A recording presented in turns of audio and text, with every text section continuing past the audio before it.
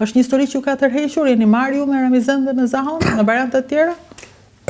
Jo, unë kam lexuar për këtë histori dhe e ndërfuta në libër për të ndërthurur disi me jetën dhe fundin e personazhit e babait të protagonistit, domethënë, të librit, të personazhit kryesor. Prandaj ju desh historia e Ramizes. Po. Se kur duke parë filmin e Bertolucci, Strategjia e Merimangës, me njëherë më shkoi mendja te kjo. Edhe e kisha parë herë këtë film, po dhe kur domethënë kjo tregimi i Borgesit, që është i shkurtër, një 6 faqe, dhe ai ma çonte mendjen te kjo histori.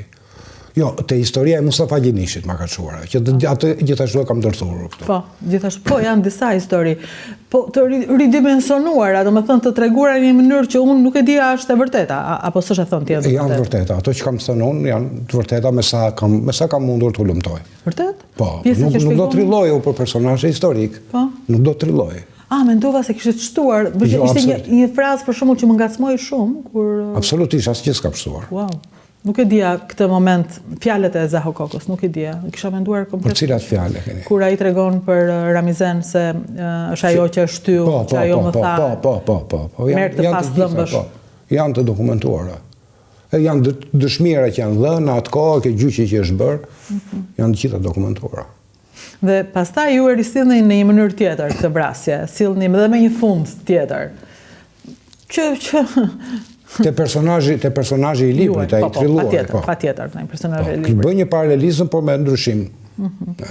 Ndërsa Liri Gega dhe Mustafa Gjenishti por kanë një prap, domethënë keni dëshirë që t'i fusni ata personazhe.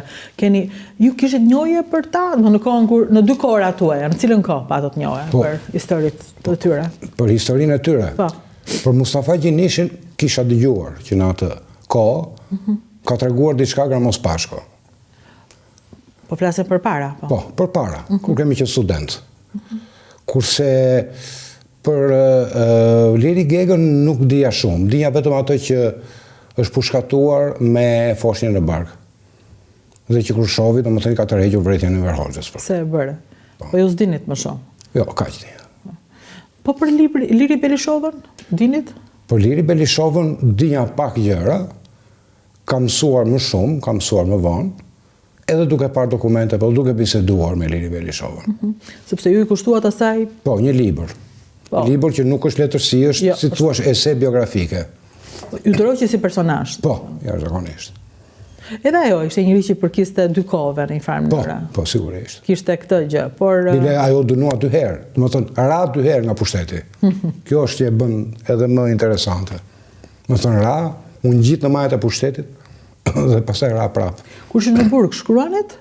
Në Burg po kam shkruar. Kam shkruar tregime, novela, kam shkruar 200-300 faqe, të cilat janë botuar pastaj. Këto ishin ajo që ishte të Burg. Kur shkrua në Burg e ke një pengesë, domethënë apo s'ka, nuk të pengon, prapë Burgu të shkruash. Pengesë duhet, domethënë, nuk desh një farkoj ta gjeja atë mënyrën se si ti shmangesh asaj me fjalë.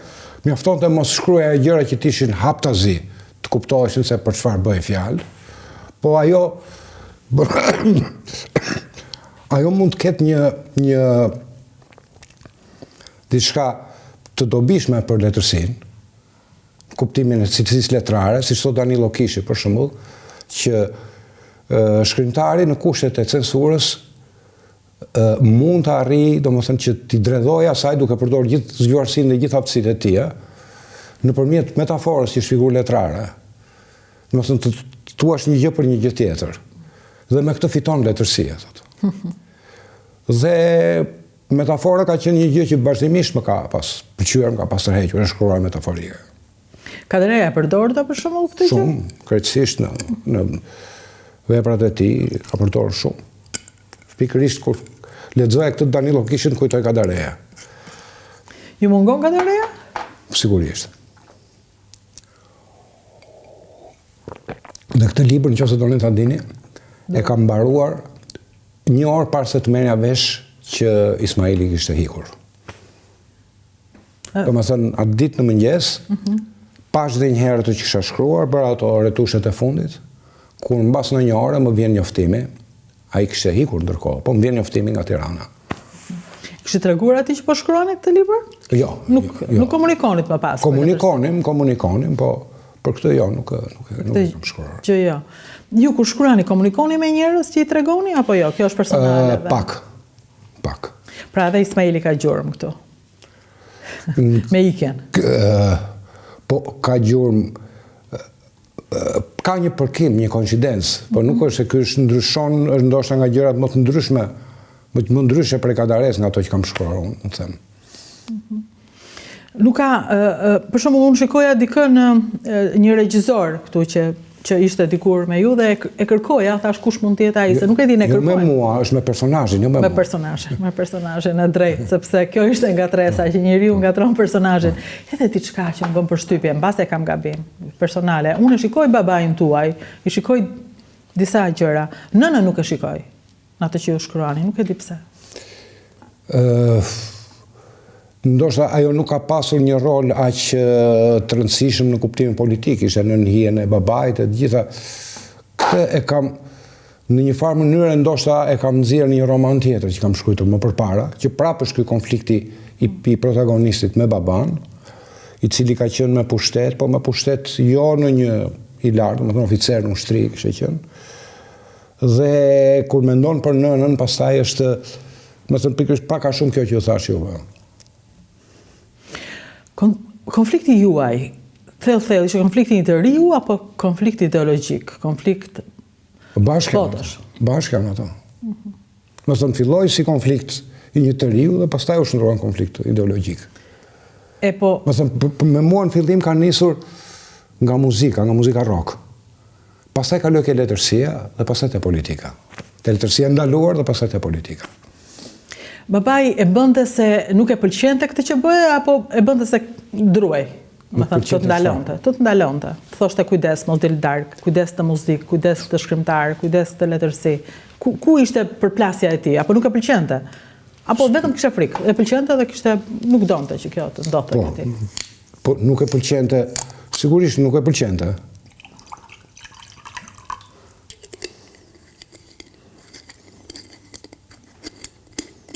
Kur kthehesh tani në kohë dhe të kujtohet, ka ndonjë gjë që e ke kuptuar ndryshe nga mënyra se si ai nuk i pëlqente gjërat e tua?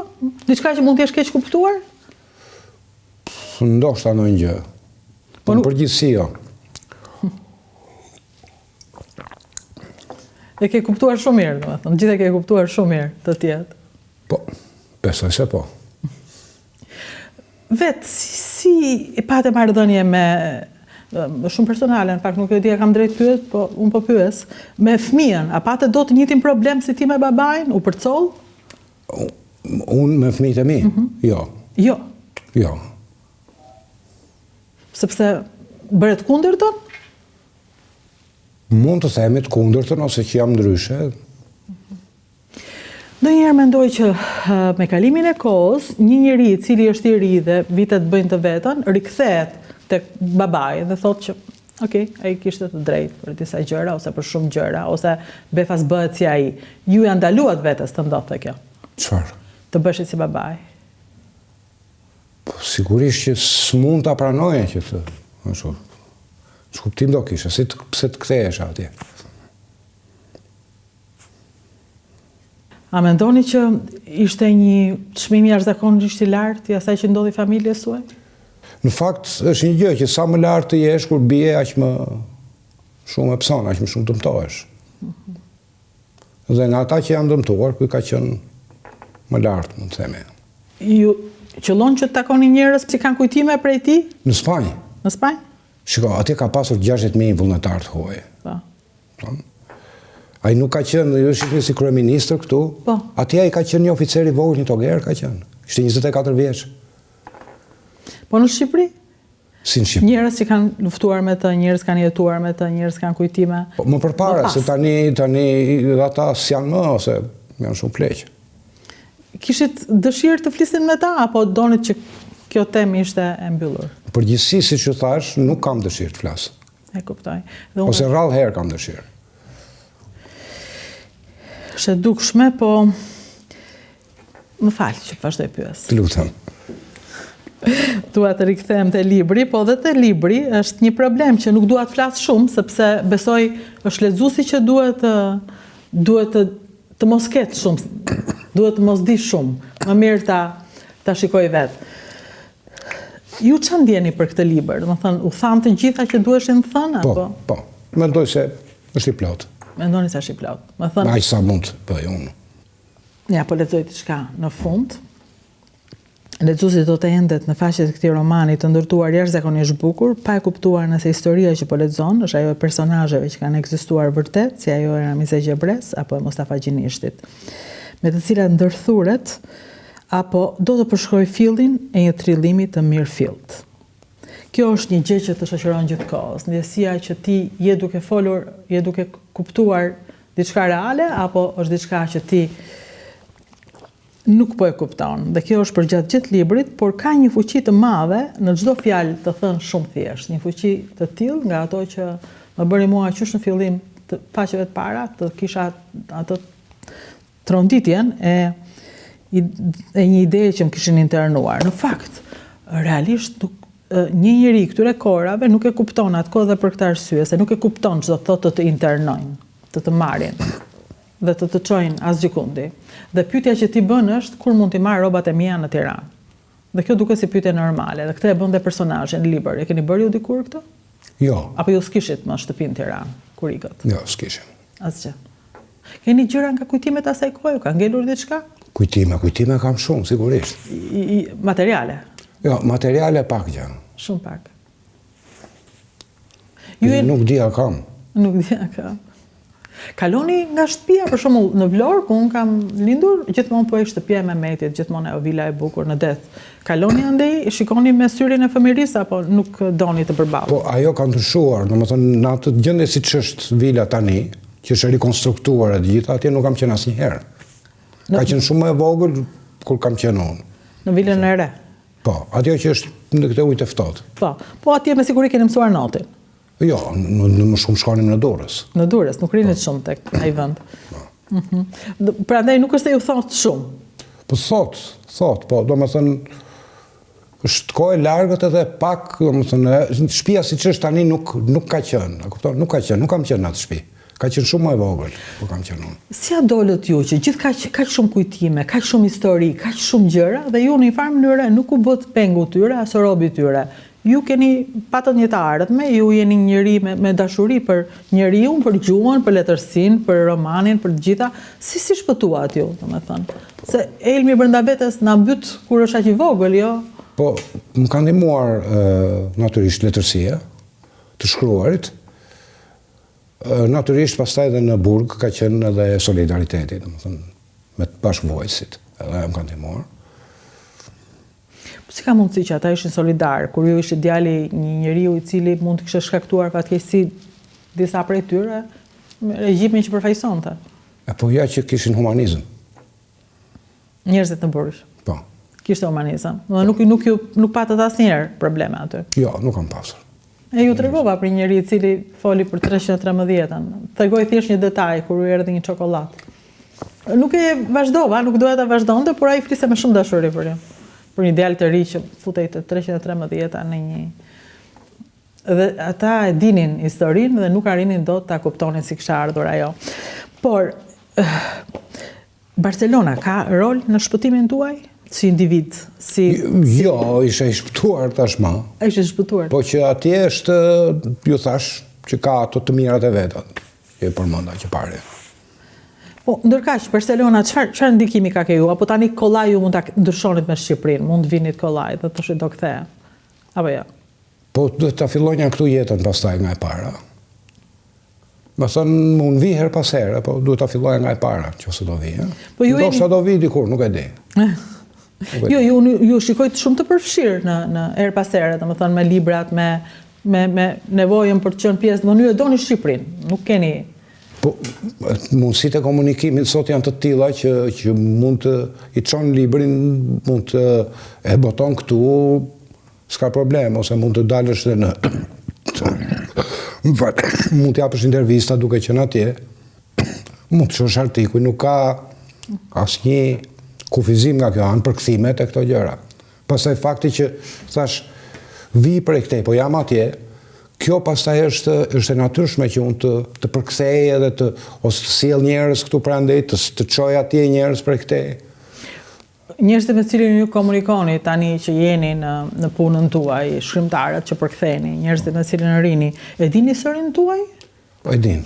E din. Po. Kanë kuriozitet apo kanë kujdes që të mos e prekin? Po edhe kanë kuriozitet. Edhe kanë shkruar disa prej tyre. Javier Cercas për shembull. Po. Kur botova një roman në Spanjë, më thënë para disa vjetësh, ai bëri në El País, gazetë kryesore, bëri një shkrim dhe foli edhe për historinë time.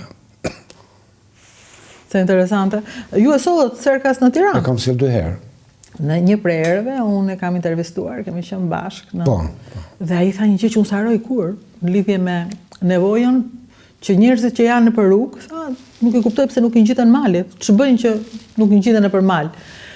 Këtë gjë e kam kuptuar kur pallatet filluan ta mbulojnë Dajtin.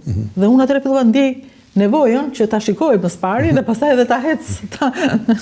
Kjo është një gjë që se kuptojmë kur e kemi. Dhe një prej arsyeve që shumë spanjoll erdhën këtu, shumë shkrimtarë jeni ju me faktin që i përkthyet në shqipen që duam. Kjo nuk ju pengoj për të shkruar libra tuaj, fakti që përktheni? Jo, s'pak. Fare? Gjërat ndryshme, jo, s'ka pse të më pengoj. Ju po shkruani përsëri tani? Tani në këtë moment, jo. Jo, ky është libri. Ky është, po. Për cilin tani do... Po, kjo besoj është intervista e parë, do pasohet nga të tjera. Çfarë do thonit ju vetë për këtë libër, pa ju pyetur? Si doja tregonit një njeriu? Do t'i thosha atë që është tregimi i Borgesit, të cilin Bertolucci e ka shndruar në vepër kinematografike, dhe pastaj unë, duke i bërë si me thënë një ekranizim të lirë, pastaj unë i kam bërë një letrarizim të lirë filmit të Bertolucci që ka brenda tregimin e Borgesit.